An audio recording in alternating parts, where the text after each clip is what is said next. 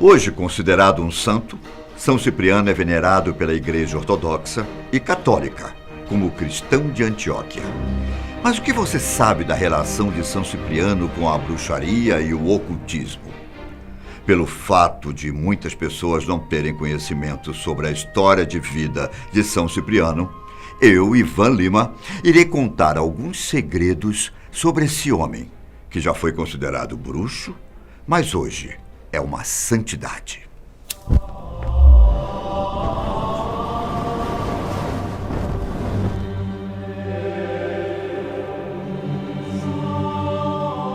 São Cipriano é conhecido como o santo que espanta todos os males.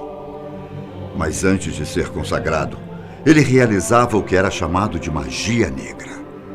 Bom, como todos sabem que esse termo é preconceituoso, nesse vídeo vamos fazer referência a esse tipo de magia como maléfica. Então, antes de começar a contar os segredos de São Cipriano, eu preciso esclarecer uma coisa para vocês. Existem 2 São Ciprianos. Muitos dizem que São Cipriano de Antioquia foi um feiticeiro que, depois de se envolver com uma mulher cristã, se converteu ao catolicismo. Outros contam a história de São Cipriano de Cartago, um homem que viveu na mesma época e também tinha envolvimento com magias e ocultismo. O problema é que essas histórias se misturam pelo fato dos 2 terem vivido na mesma época. Então fiquem sabendo que existem 2 Ciprianos. Mas no vídeo de hoje, eu irei falar de São Cipriano de Antioquia. São Cipriano, nascido em 250 d.C. na cidade de Antioquia, uma região onde hoje é a cidade de Antáquia, na Turquia. Vindo de uma família de pagãos muito rica, desde criança, Cipriano foi influenciado aos estudos da feitiçaria e do ocultismo, como a alquimia, astrologia, entre outros tipos de magia.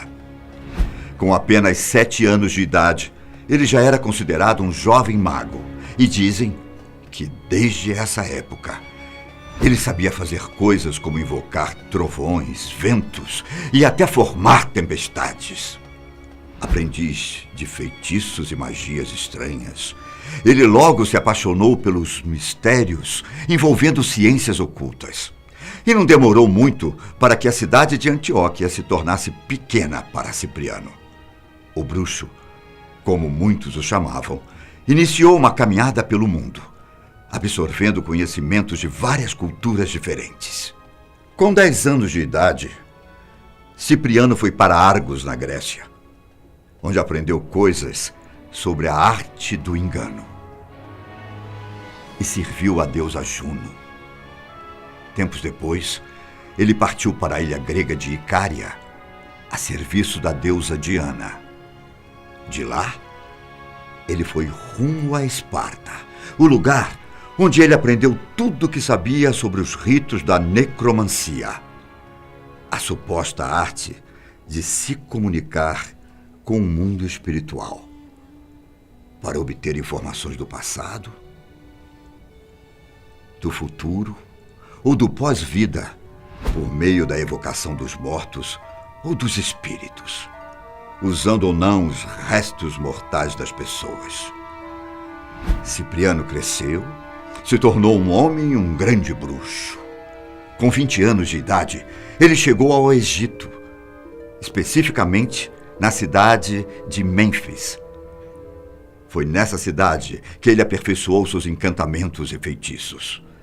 No seu 30º aniversário, Cipriano chegou à cidade de Caldeia, no sul da Mesopotâmia, onde a intenção de conhecer a cultura ocultista da região, ele conheceu a bruxa de Évora, com quem intensificou seus estudos e aprimorou a técnica de premonição. Quando a bruxa morreu, ele deixou todos os seus manuscritos para Cipriano, que os estudou intensamente. Assim, depois de anos e anos de estudo, Cipriano ficou muito famoso e respeitado, além de ser temido pelos lugares onde passava.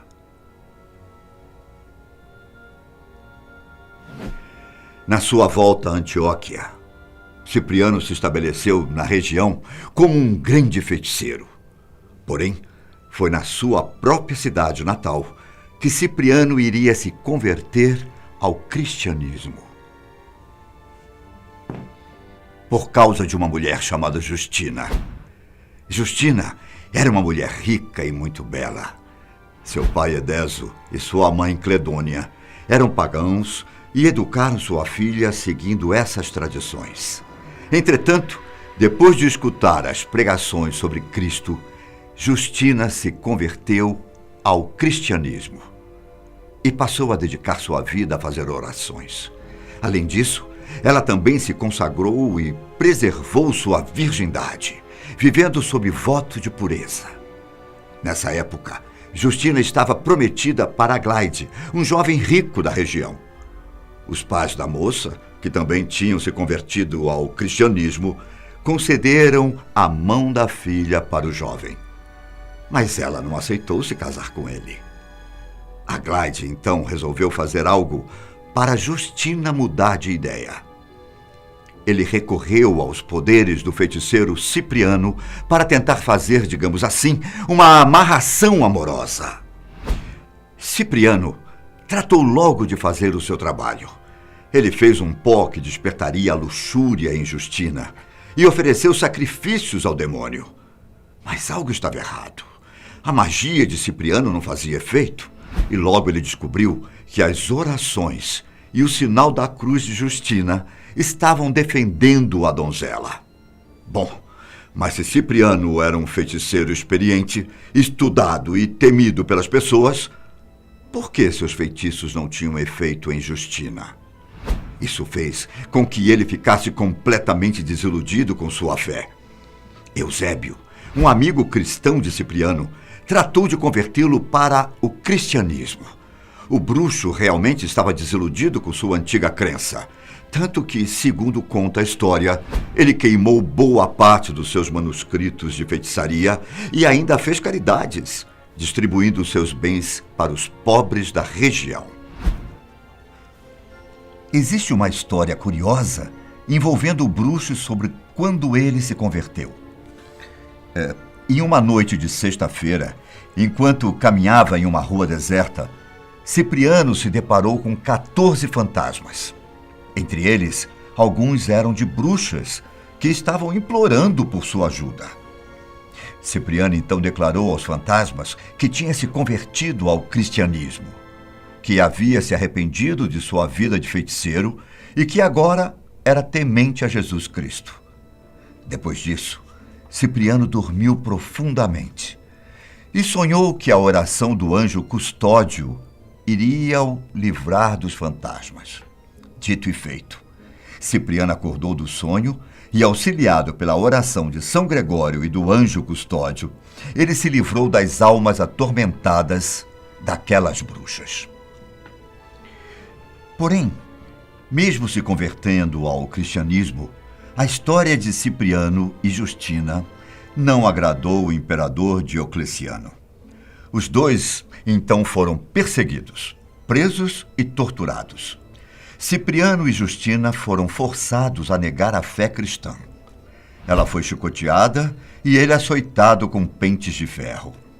Mesmo assim, eles se recusaram a negar a fé cristã. Diocleciano não gostou nada disso e resolveu fazer coisas mais cruéis. Cipriano e Justina foram jogados numa caldeira fervente de banha e cera. Porém, eles não mostravam muito sofrimento. E mais uma vez, se recusaram a renunciar à fé. Diocleciano, então, finalmente resolveu ordenar a morte de Justina e Cipriano. No dia 26 de setembro de 304, os dois foram decapitados nas margens do rio Galo, em uma cidade chamada Nicomédia. Os corpos de Cipriano e Justina ficaram expostos por 6 dias, até que alguns cristãos recolheram os corpos e os levaram para Roma. Já no Império de Constantino, os restos mortais foram enviados para a Basílica de São João Latrão. Essa foi a história, desde o nascimento até a morte de Cipriano. Entretanto, existem alguns outros fatos que não costumam ser citados por aí. Existe um livro que circula pelo mundo, principalmente no Brasil, que é um Grimório de São Cipriano. Esse livro é repleto de rituais de ocultismo e exorcismo, supostas magias e simpatias. Além disso, o livro da capa preta, como é conhecido, reúne preparo de amuletos, orações para a saúde, amor, prosperidade, quebra de males, dentre outras. A obra também traz regras e instruções para religiosos que vão tratar de doenças que são resultados de feitiçaria ou obras dos espíritos do mal. Dividido em 10 partes, essa obra é a única que contém a oração da cabra preta milagrosa. O livro de Cipriano tem poderes ocultos que o bruxo aprendeu nas centenas de viagens feitas, inclusive os ensinamentos da famosa bruxa de Évora. Mas vem cá, aonde é que o livro de Cipriano entra na história? Sendo que ele morreu sem escrever o tal livro da capa preta. Esse assunto é discutido por estudiosos há muito tempo. O famoso livro já estava escrito antes de Cipriano se converter. Porém, como eu citei anteriormente, ele queimou boa parte dos manuscritos com seus feitiços e magias quando se converteu ao cristianismo. Certo? A questão é que não se sabe quando e quem reuniu os registros e os traduziu do hebraico para o latim, posteriormente os distribuindo pelo resto do mundo. O livro de Cipriano sofreu várias alterações, principalmente adaptações de acordo com as necessidades e possibilidades modernas. Todos esses fatores colocam em dúvida a veracidade e fidelidade das versões mais recentes. Atualmente, é possível encontrar várias edições da obra, como a de capa preta, a capa de aço ou aquelas intituladas como o autêntico, verdadeiro ou único. A fama de São Cipriano como feiticeiro, conhecedor de segredos diabólicos, se alastrou por toda a cristandade.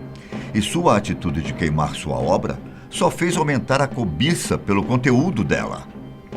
O desejo pelo conteúdo do livro de São Cipriano fez muitas pessoas pagarem muito dinheiro pela simples possibilidade de possuir este grimório com muito do que ficou associado e atribuído à magia maléfica. No Brasil, o livro se tornou um almanaque ocultista, de fácil acesso, que se dilui na crendice popular. A verdade mais aceita sobre o livro de Cipriano é que alguém compilou todos os manuscritos de São Cipriano, já que a obra só apareceu séculos depois da sua morte.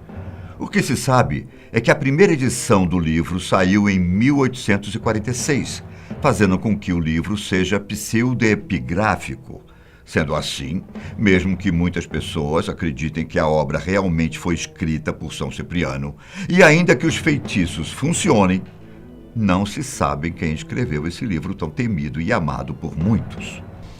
Existem também os mitos que o cercam, onde muitos consideram ser pecado possuí-lo ou mesmo tocá-lo. De qualquer forma, São Cipriano e tudo que o cerca é um amplo campo de estudo e pesquisa interessante para quem gosta de ocultismo. Mas e aí? Você conhecia a confusa história de Cipriano? O homem que já foi bruxo, mas morreu cristão? Por hoje eu fico por aqui, mas temos um encontro marcado no próximo vídeo da Fatos Desconhecidos. Tchau!